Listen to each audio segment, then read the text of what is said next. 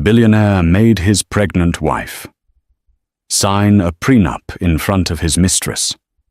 She secretly taped the whole thing.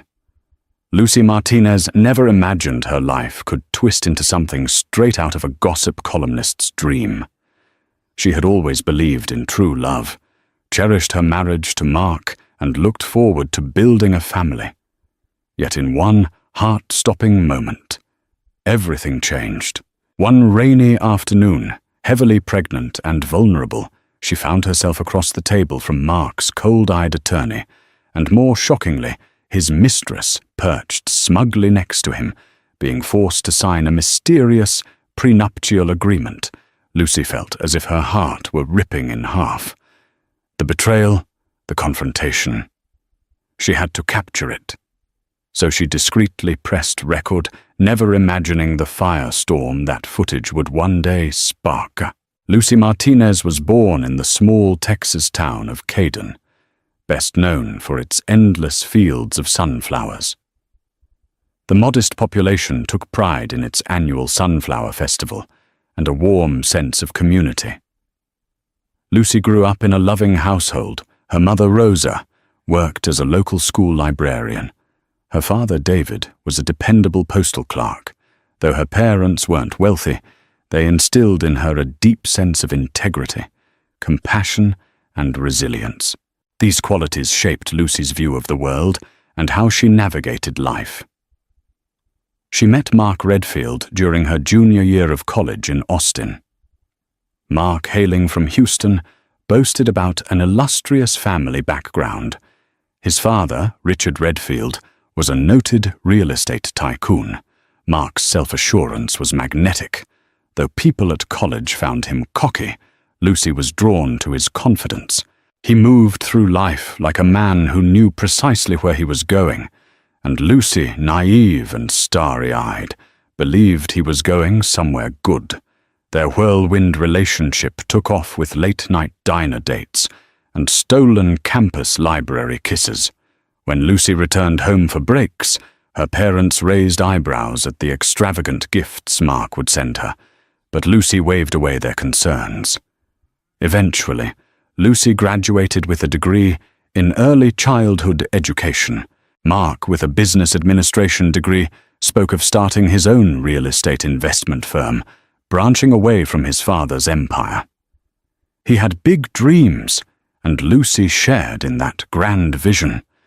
Within a year of her graduation, Mark proposed under a starlit sky at Lake Travis. Lucy's heart soared with joy. She accepted without hesitation. The ring sparkled under the moonlight, a perfect symbol of what she thought would be a perfect union. The wedding was a lavish affair, orchestrated by Mark's mother, the impeccably stylish Marion Redfield. The Redfields were well-to-do, having old money and new investments. Lucy's family, by contrast, had saved for years, just to help with the wedding expenses. Mark insisted on covering most of the costs. But Lucy was adamant that her family chip in something to preserve their dignity. Though Lucy sometimes felt overshadowed by the Redfields' wealth, Mark assured her it was only the beginning of the life they would share. Her parents worried, but Lucy wouldn't be swayed. She felt in her heart that Mark truly loved her wealth, aside. Once the honeymoon glow faded, Lucy found herself adapting to Mark's high-octane lifestyle. He was fiercely ambitious, routinely attending networking galas, forging business deals and making big decisions on the fly. Meanwhile, Lucy found a teaching position at a local preschool, a job that brought her a deep sense of fulfillment. Though their routines rarely synced, Lucy tried to be patient. She believed in Mark's dream of building a real estate empire from the ground up. But there were hints, small ones, that something was amiss. Late-night phone calls Mark answered in hushed tones, unexplained receipts from fancy restaurants Lucy had never visited, weekend work trips that left her lonely at home. At first, Lucy convinced herself that Mark was just under pressure from his father, hustling to make a name for himself. She reminded herself that trusting your spouse was the cornerstone of any successful marriage. Besides, Mark always rebounded with a show of affection, a surprise bouquet of flowers, or an elegant dinner at a 5-star restaurant.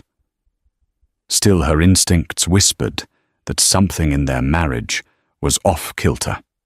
It was a chilly November evening when Lucy discovered she was pregnant. Despite her suspicions, she wanted to share the news with Mark with the same excitement they once had for each other. She bought a pair of tiny baby shoes, wrapped them carefully, and left them with her ultrasound photo on the kitchen table. Mark's reaction was surprisingly muted. He hugged her, said he was happy, but then immediately launched into scheduling an obstetrician appointment and discussing potential costs. Lucy waved away a pang of disappointment. Maybe that was just Mark, practical business-minded, not always the big romantic. She hoped the baby would draw them closer.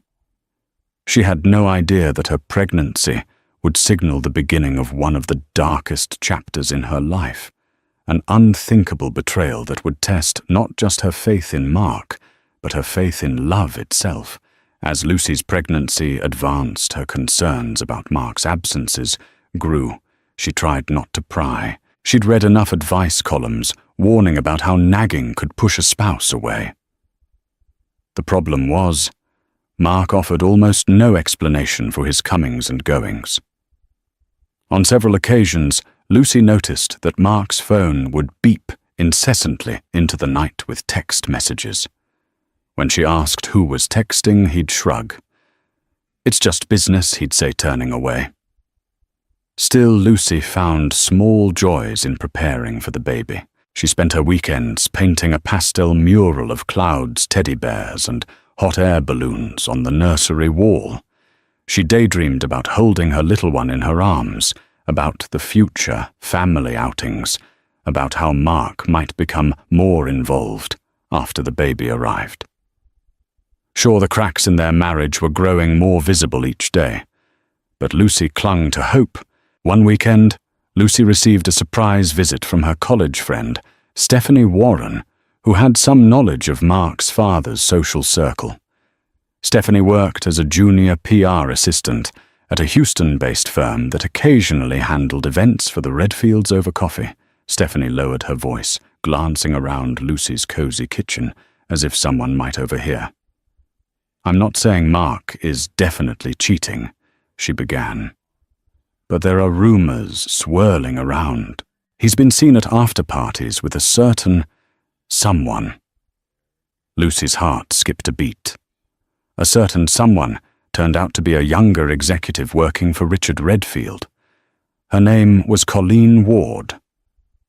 Rumor had it, Colleen was particularly charming, well-connected, and had once boasted of her ability to make men in the real estate world do her bidding. Stephanie saw them together at a company gala, noticing that Mark and Colleen disappeared for an extended period. No one dared ask questions, but tongues were wagging.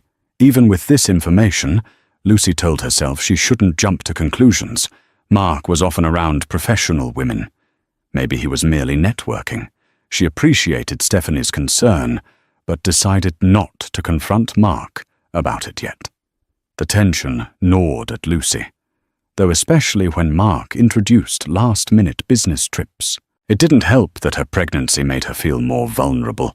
Any confrontation risked pushing him further away. She needed Mark's emotional support now more than ever. The turning point came when Lucy found a receipt for a lavish spa package.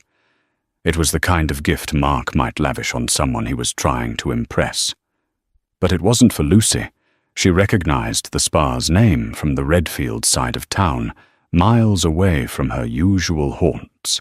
And the purchase date fell on a weekend. Mark had claimed he'd been meeting a client in Dallas. Lucy confronted him, but Mark merely laughed it off, stating it was a gift for an investor's wife.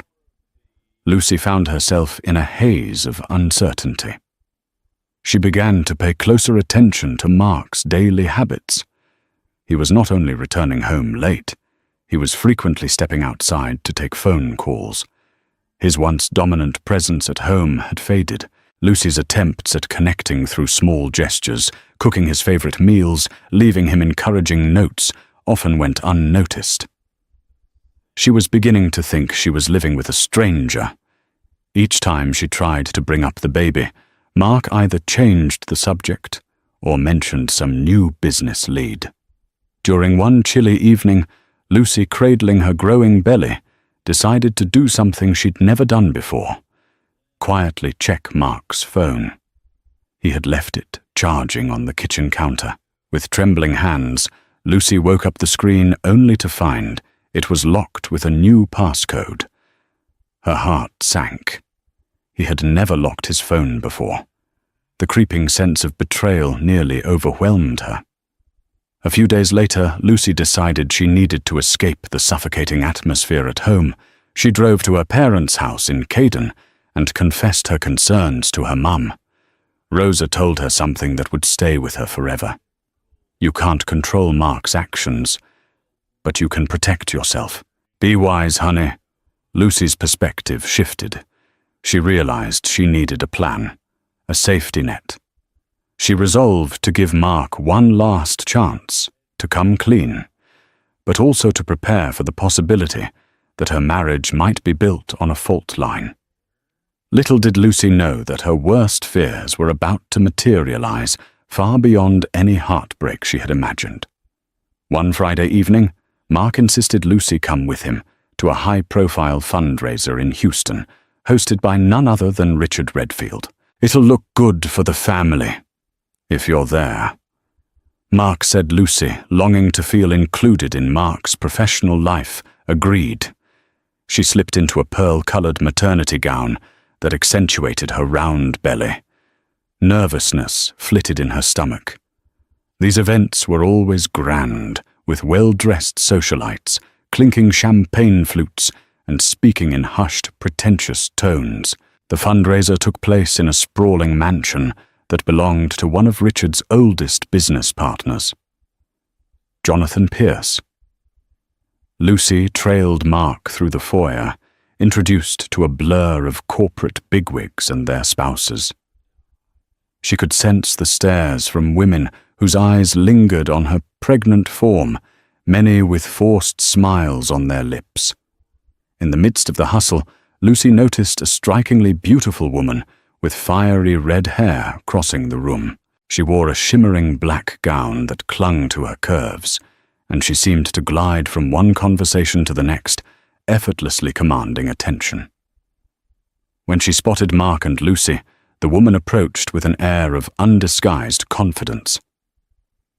"Mark," the woman said, in a silken tone, "I was hoping I'd see you tonight." She glanced at Lucy's baby bump, a flicker of surprise, quickly replaced by a dazzling smile. "This must be your lovely wife," Mark mumbled. "This is Colleen Ward, from the investment division of Redfield Enterprises." His discomfort was palpable. Lucy's heart beat erratically as she forced a polite smile. "Nice to meet you," Lucy managed, extending a hand. Colleen shook it delicately, her eyes betraying a hint of condescension. There was no outright hostility, but Lucy could sense a tension there and an audacity that made her skin prickle. For the rest of the evening, Lucy felt more like an accessory than a partner to Mark. As she tried to mingle with the guests, she caught glimpses of Mark and Colleen engaged in close conversation. At one point, Lucy saw Mark rest a hand lightly on Colleen's arm.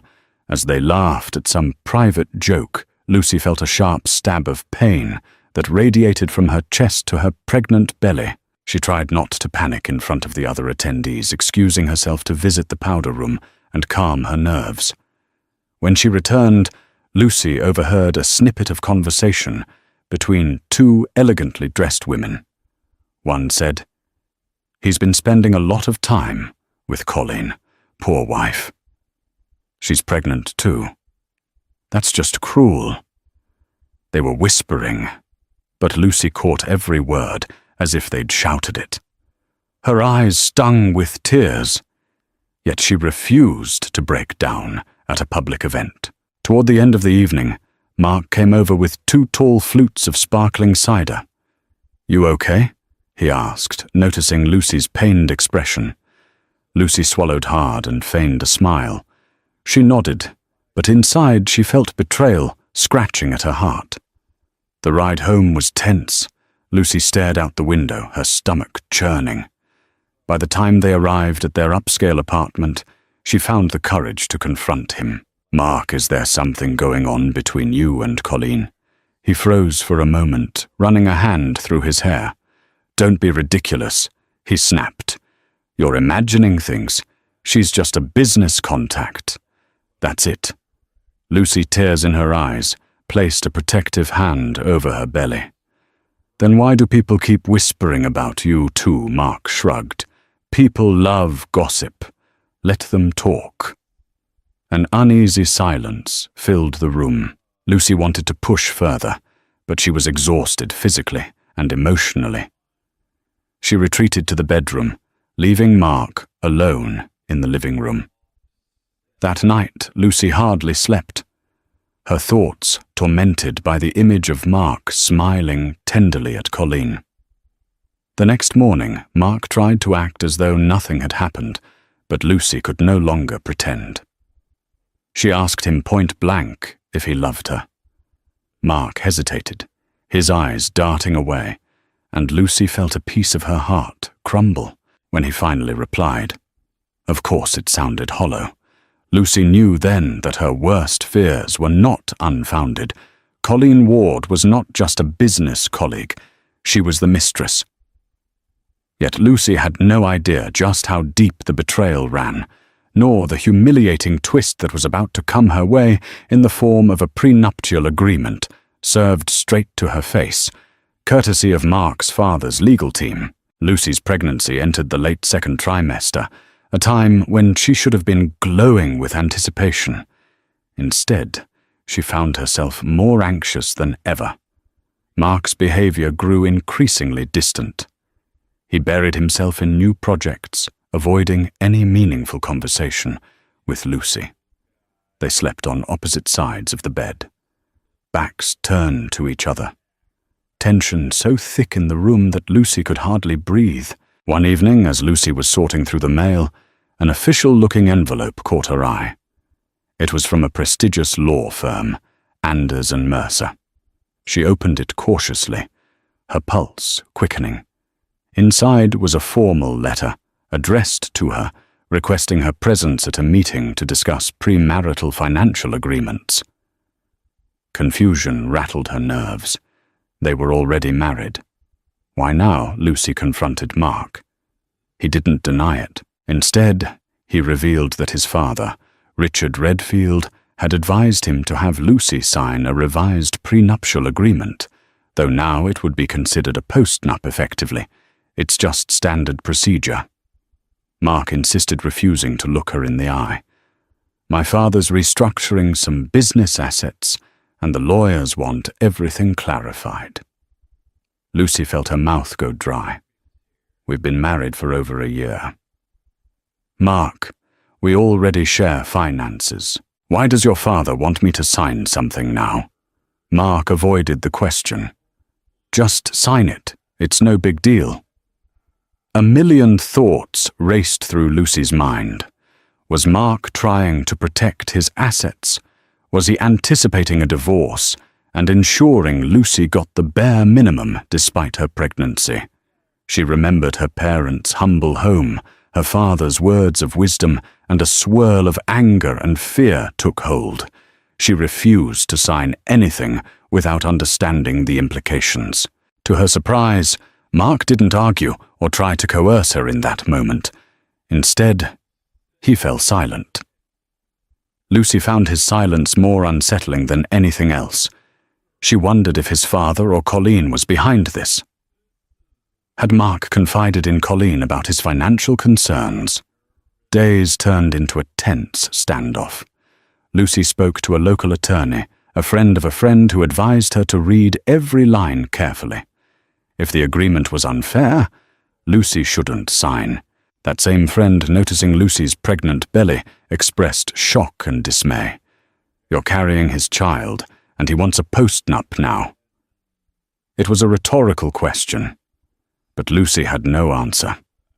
She felt betrayed, humiliated, and terrified during a brief phone call to her mother. Lucy tried to remain calm, not wanting to burden her aging parents with the full extent of her marital woes. Her mother, however, sensed something was terribly wrong. She made Lucy promise to keep her updated. A week later, Lucy's phone buzzed unexpectedly. The call was from an unfamiliar number.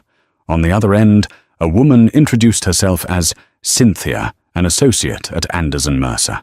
She told Lucy that Mark had scheduled an appointment for them to finalize details. Confusion and dread knotted Lucy's stomach. Finalize? She hadn't even agreed to anything. When Lucy confronted Mark about this phone call, he erupted. "Why do you always fight me on everything? My father's business is on the line. Just do as I say." His voice cracked under pressure, revealing a mixture of frustration and desperation. Lucy stared at him, tears burning at the corners of her eyes. She thought about the baby growing inside her, and the kind of environment she was bringing this child into. "Mark," she said quietly, "I'm scared. Don't you see that?" He didn't respond, only stormed out of the apartment. Lucy realized that Mark was spiraling, controlled by some combination of his father's will and perhaps the manipulations of Colin. The entire situation was surreal. She never imagined her once loving husband would present her with legal documents to restrict her rights in the event their marriage ended. Yet here she was, pregnant, anxious, and facing the unraveling of everything she thought was solid. She hadn't even touched the papers yet, but in a few days she would be sitting at a conference table, forced to confront the ugly truth about Mark's priorities. She just didn't know how humiliating that confrontation would be, or who else might show up at that table. The morning air was sharp and colorless, like everything in Lucy's life lately. She stood by the window of their apartment, hands resting protectively on her growing belly, watching the gray clouds drift across the Houston skyline. Today was the day she would be asked to surrender what little dignity she had. Left Lucy had spent the entire night awake, tossing and turning in a bed that felt increasingly unfamiliar. Mark hadn't even come home. Not that it mattered. They barely spoke anymore. When they did, it was clipped and tense, void of warmth. Once upon a time, she had loved him so fiercely she could feel it in her bones. Now all she felt was dread. She dressed carefully, not to impress those days were over, but to armor herself. She wore a pale blue maternity dress, with long sleeves and soft fabric that hugged her curves gently. Her face was bare, except for a touch of concealer to hide the sleepless circles under her eyes. No jewelry, no lipstick, just strength. At exactly 1:50 p.m., she stepped into the sleek lobby of Anders & Mercer, the law firm her husband's family used for everything from business acquisitions to estate protection. The air smelled like cold marble and expensive leather. The receptionist, elegant and expressionless, guided her to the 14th floor conference room. "B," she said, not offering a smile. Lucy walked down the corridor, alone every step echoing in the silence. As the door to the conference room opened, she felt her breath catch. Mark was already seated at the far end of a long, dark mahogany table. He wore a charcoal grey suit and a guarded expression, one that didn't shift when he saw her. Beside him sat Richard Redfield, his father, oozing authority in a tailored suit and polished cufflinks. Across from them were two attorneys' folders, open pens poised, and then the door opened again. Lucy turned and froze. Colleen Ward stepped inside like she belonged there. Her glossy red hair was pinned in a chic twist, her black power suit tailored to perfection. She carried no briefcase. No notebook, just confidence. Lucy's heart pounded. "Why is she here?" she demanded, barely able to keep her voice steady. Mark glanced at her briefly, then away Colleen. "She has a stake in some of the shared assets. Dad wanted her involved." The words hit her like a slap. A stake, in the middle of a meeting about her marriage, her fists clenched at her sides. She forced herself not to cry, not to scream, not yet. The lead attorney, an older man with wire-rimmed glasses, cleared his throat. "Mrs. Redfield, thank you for coming. We'd like to go over the revised marital agreement before you sign." She sat down slowly, her back, straight shoulders stiff. The lawyer began. His voice was monotone, clinical. "This agreement outlines the conditions of financial separation in the event of divorce. It includes a one-time lump sum payment, a limited spousal support package capped at 12 months, and a waiver of any future claims to Redfield family assets or business holdings." Lucy's eyes scanned the paper in front of her. "Lump sum $75,000 spousal support, $2,000 per month for 12 months. No access to investment accounts, retirement funds, or inheritance benefits. No guarantee of child support terms." It wasn't just insulting. It was dehumanizing. "I don't see anything here about the baby," she said softly, trying to keep her voice from shaking. "That's separate," one of the lawyers said, without looking up. "Handled during custody arrangements." Of course it was. Everything about her child. Their child reduced to a transaction. Lucy turned to Mark.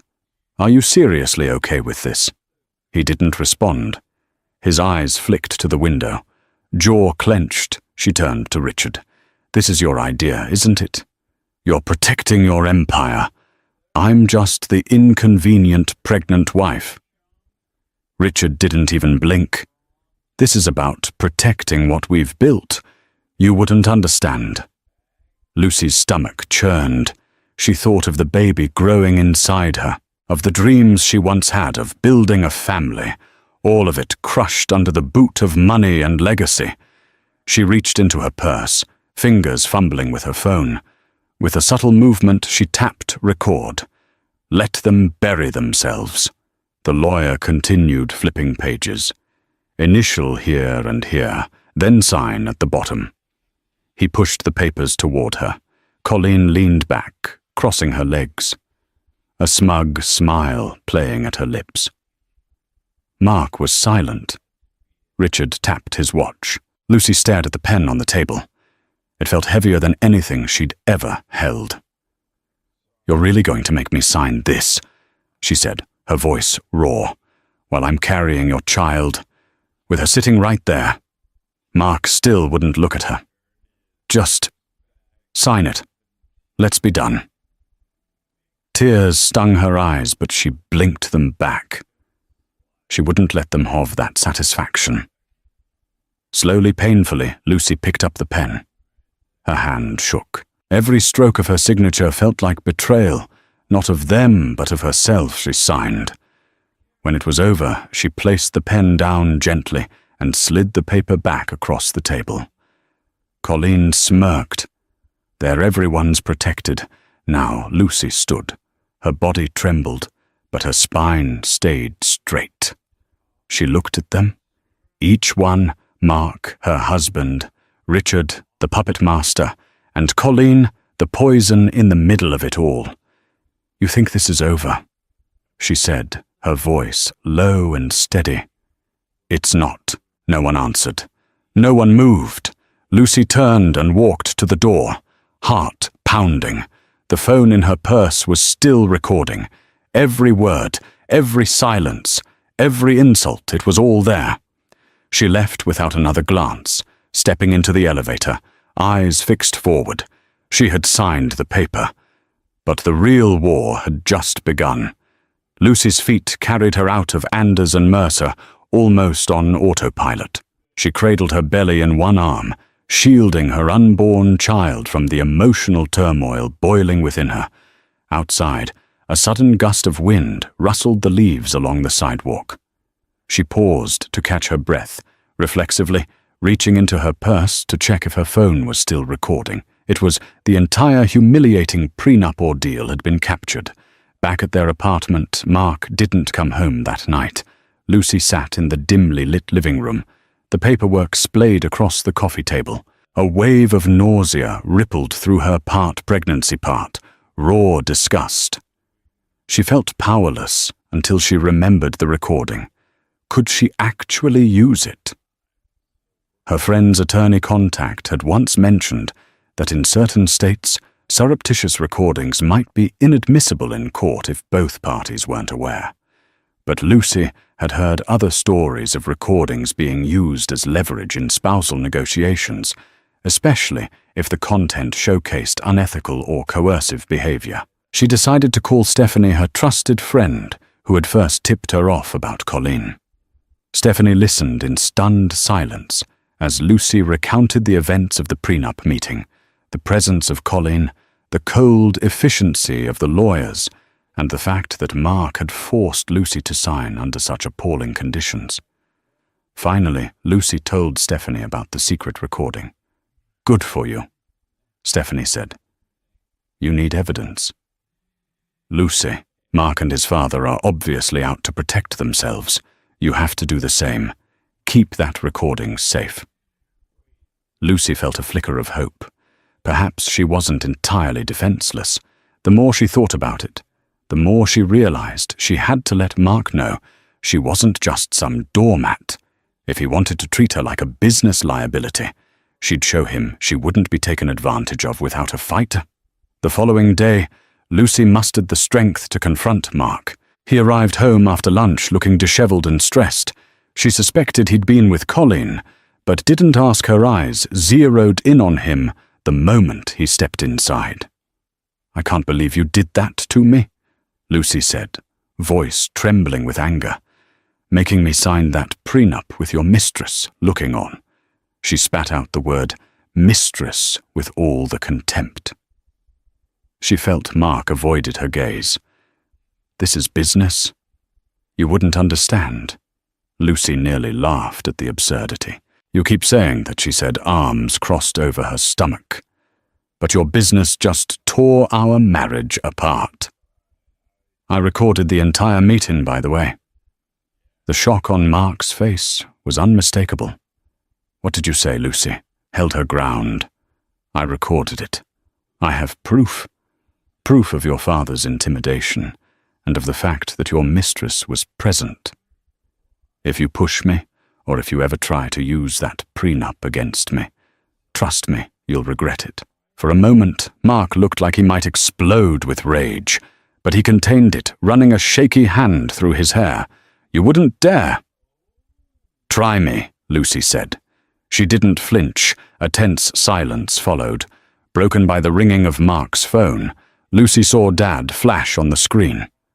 Mark grimaced, picking up the call. He mumbled quick replies, then hung up. "I have to go," he muttered, grabbing his coat. "Don't do anything stupid."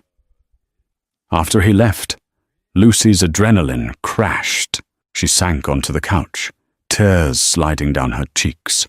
For all her bravado, she was terrified Mark's family had deep pockets and influence. But Lucy knew she couldn't back down. Not for her sake, not for her babies. A few hours later, she received a text from Stephanie. "Check your email. I sent you something interesting."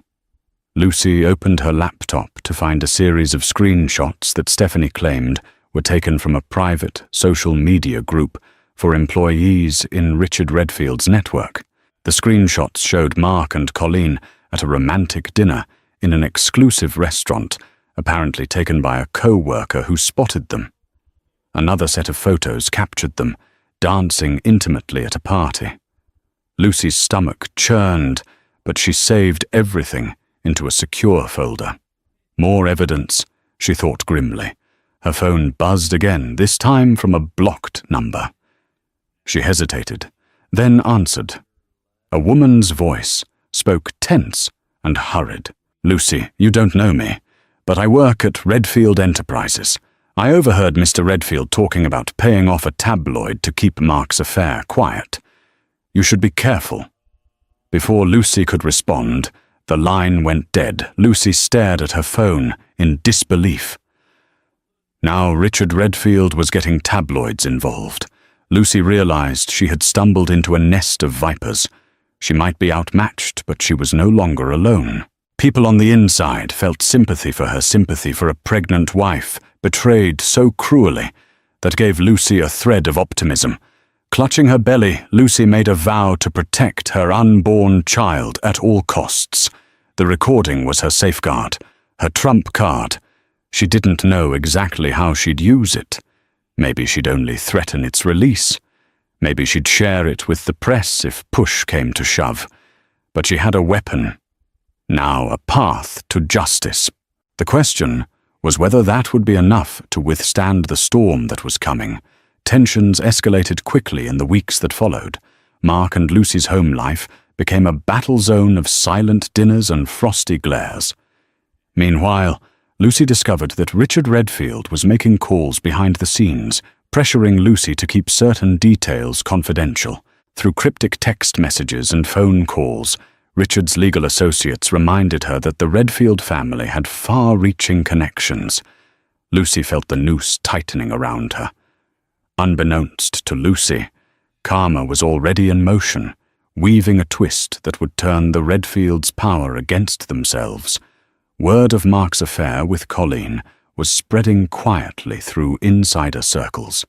Despite Richard's attempts to bribe or muzzle potential whistleblowers, the rumor mill churned. People whispered that Mark had forced his pregnant wife to sign a postnup while his mistress looked on. It was the kind of salacious gossip that tabloids devoured. One afternoon, Lucy's attorney friend reached out. "I heard from a reliable source that a sensational story about the Redfields is about to break," she said, "but the publication has been offered a hefty sum to bury it. They might still run it if they can get a direct source or explosive evidence." Lucy instantly thought of her secret recording. She wrestled with the moral implications.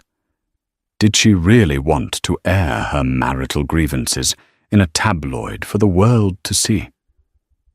But then she pictured Mark and Colleen smirking across from her at that conference table, Richard's lawyers demanding she sign away her rights, her unborn child's future treated like a footnote.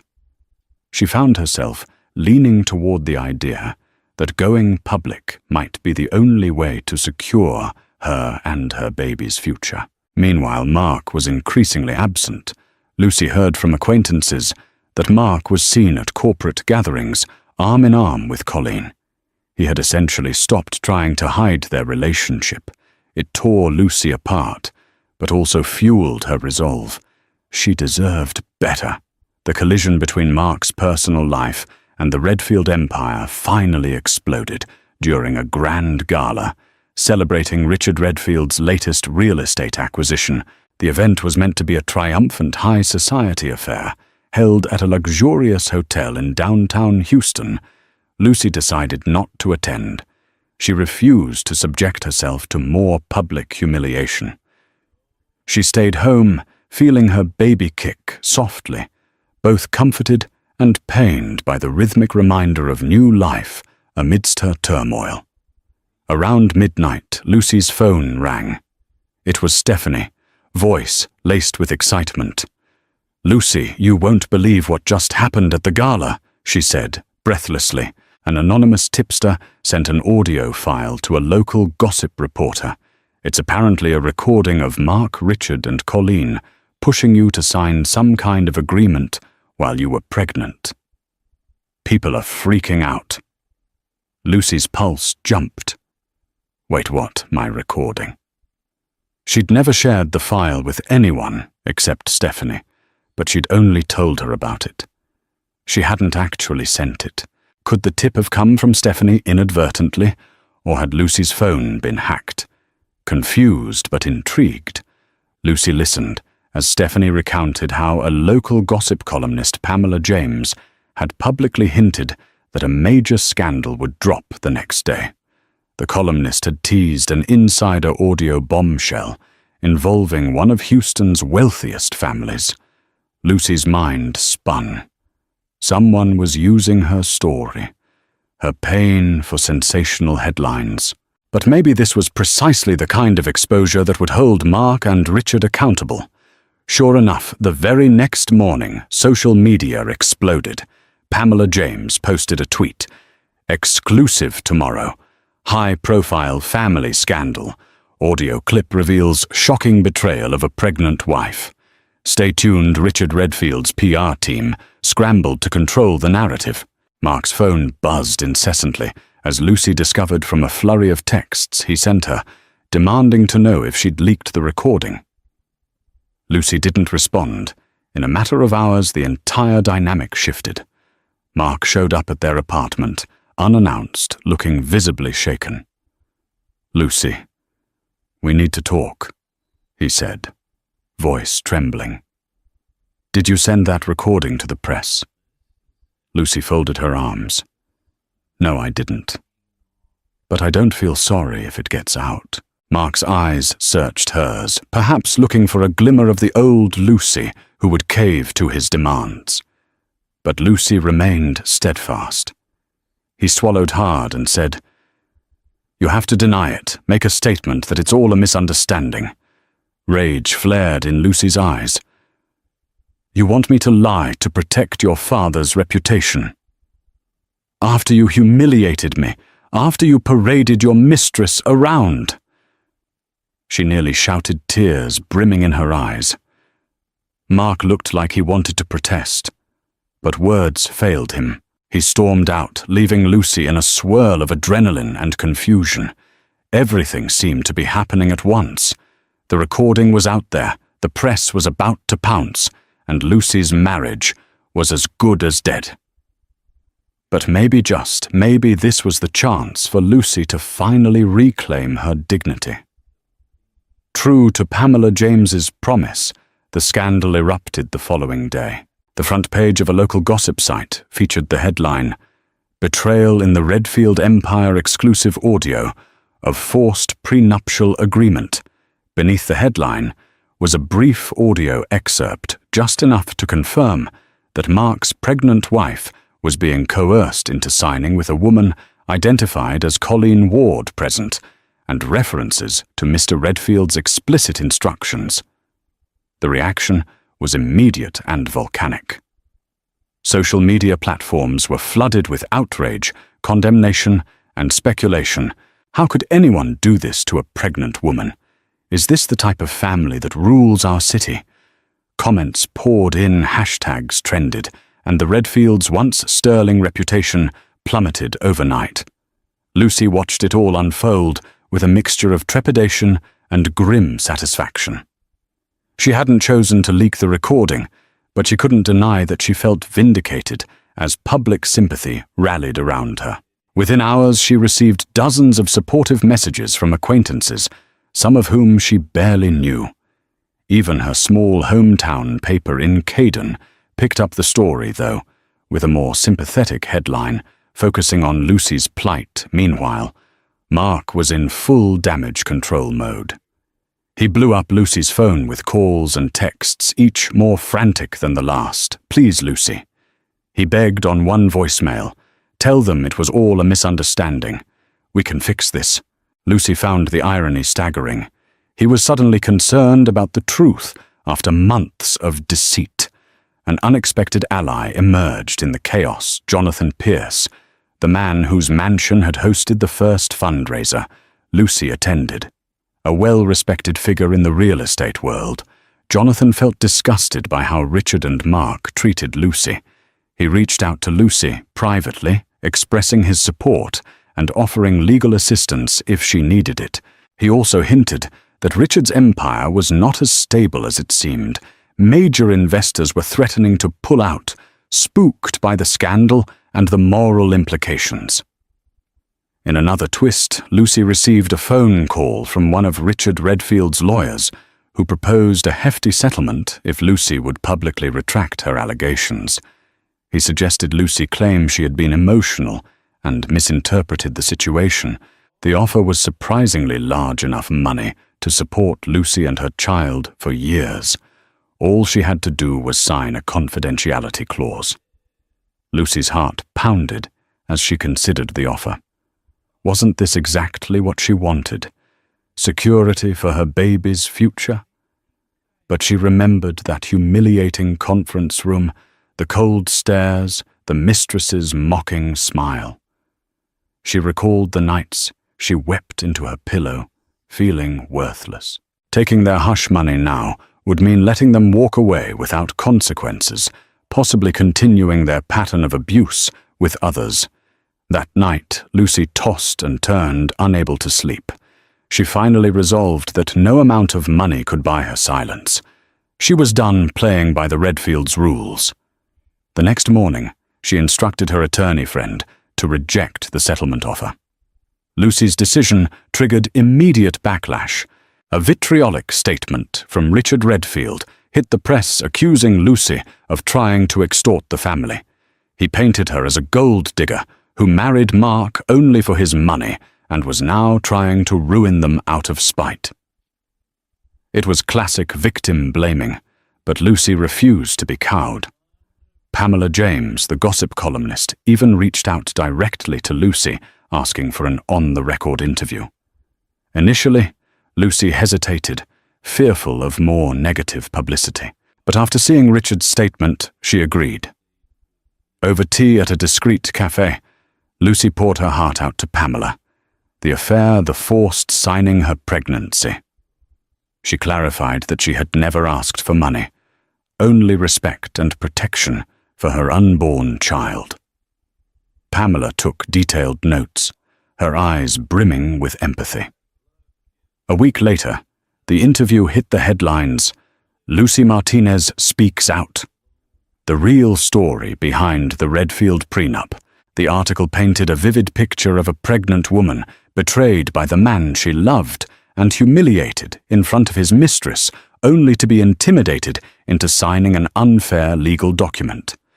The piece humanized Lucy in a way that resonated with readers far beyond the city. And with that, Lucy's side of the story dominated the airwaves. As the scandal gained momentum, Lucy felt the tides of karma swirling around Mark and Richard. The deals they had lined up began to crumble. Investors distanced themselves from Redfield Enterprises, citing moral grounds. Corporate partners paused or cancelled projects afraid of backlash in the court of public opinion. Colleen Ward, once so smug, found her own reputation. In tatters, her colleagues treated her like a pariah. Mark called Lucy, in tears begging her to meet and talk. But Lucy was no longer the naive woman who could be placated with excuses or empty apologies. She agreed to meet only on the condition that her lawyer be present. It was time to set the record straight and let Mark finally face the consequences of his actions. The meeting took place in a neutral law office, away from the city's prying eyes. Lucy arrived with her attorney friend, who had stepped up to represent her more formally. Now that the stakes were so high, Mark sat in the conference room, eyes hollow, his hair disheveled. Lucy barely recognized the confident, self-assured man she had married Lucy. He began, voice shaky. "I'm sorry I was under so much pressure from my father. I felt trapped, Colleen." He paused, wincing. "It was a mistake. I let it go too far." Lucy held up a hand. "Don't, whatever we were, is gone. This is about our child." Now Mark's lawyer spoke next, proposing a revised financial agreement and an immediate divorce. If Lucy wanted one, he promised to scrap the old prenup. Lucy's attorney demanded full custody arrangements that ensured Lucy's baby would be cared for. Mark nodded, tears glistening in his eyes. He realized he was losing everything: his marriage, his reputation, and possibly his child's respect, long before the child could even speak. Meanwhile, Richard Redfield was conspicuously absent. Rumor had it that he was frantically trying to salvage what remained of his empire. Investors were bailing, and multiple legal investigations were cropping up, some apparently linked to shady business deals that had come to light following the public scandal. Lucy felt no sympathy for him. He had orchestrated her humiliation. Now he was reaping the consequences. As for Colleen, Lucy had heard that she'd been placed on unpaid leave pending a moral conduct review at Redfield Enterprises. Word spread that she was frantically applying to rival firms, but found herself blacklisted. The real estate world was smaller than one might think. Her misdeeds, once flaunted in exclusive circles, now barred her from those very same circles. Lucy saw the final draft of the settlement and custody agreement. It was far more generous than the prenup Mark had forced upon her, providing adequate financial support for her child. She thought of turning it down to twist the knife further, but then remembered she had someone else to consider. Her baby, accepting the settlement and finalizing the divorce, gave her the stability she needed. And after all, no amount of money would truly heal the betrayal. Peace of mind was more precious. The day the divorce became official, Lucy felt an odd mixture of relief and sorrow. She had once loved Mark, deeply believed he was her forever. But the Mark sitting across from her in that final hearing was a stranger. He mumbled an apology again, tears silently streaming down his cheeks. Lucy listened without emotion, then picked up her purse, resting a protective hand on her round belly. For Lucy Karma had delivered its justice in a tangible way. The Redfields, once seemingly untouchable, had been publicly disgraced. Mark, in his arrogance, had lost his marriage, his social standing, and his father's unqualified support. He was left to pick up the shards of a life he had shattered with his own hands. And Lucy. She had emerged stronger, more resilient, and with the means to ensure her child's well-being. A month later, Lucy returned to her childhood home in Caden, seeking solace among the sunflower fields. She gave birth to a healthy baby boy, whom she named Noah David Martinez. The Redfields tried to send flowers and gifts. Lucy politely declined them. She preferred to share her joy with her parents, who cried tears of happiness as they held their tiny grandson. In time, Lucy healed. She found a quiet resolve in the lessons learned, forging a new path as a single mother. Every so often she glanced at the old recording stored securely on a cloud drive, a testament to what she had endured and conquered. She no longer needed to replay it. The memory of that humiliating moment had lost its power. She was free. Lucy's harrowing journey from naive newlywed to empowered single mother is a stark reminder that resilience rises from heartbreak, and truth can topple even the mightiest empires. Betrayed by the man she once adored, forced into a humiliating prenup in front of his mistress, Lucy refused to be silenced. Her secret recording shattered the Redfields' carefully manicured reputation, proving that no amount of wealth can bury justice forever. As she walks through the sunflower fields of her hometown with baby Noah in her arms, Lucy carries not only her scars, but also her newfound strength. She stands as living proof that we can reclaim our power, no matter how dark our circumstances. If Lucy's powerful story moved you, please hit the like button, share it with friends who need some inspiration, and subscribe to our channel for more true-to-life dramas. Your support helps us bring stories of hope and courage to light.